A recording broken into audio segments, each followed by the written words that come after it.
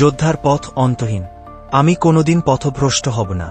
শত্রু যতই শক্তিশালী হোক না কেন, আমি সবসময় আবার দাঁড়াব। ন্যায় শুধু একটি শব্দ নয়, এটাই আমার জীবন। বাইসন, আমি নিশ্চিত করব তুমি আর কাউকে আঘাত করতে না পারো। পৃথিবী তাদেরই যারা একে দখল করে নেয়। তুমি আমার সামনে নতজানু হবে, নীলে আমার শক্তির নিচে চূর্ণ হবে।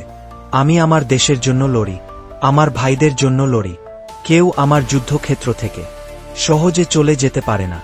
উদ্দেশ্য ছাড়া শক্তি কিছুই নয়। আমি আমার পথ খুঁজে নেব। এই লড়াই জেতার জন্য নয়, বরং আরও শক্তিশালী হওয়ার জন্য। তুমি আমাকে ফেলে দিতে পারো, কিন্তু আমি সবসময় আবার উঠব।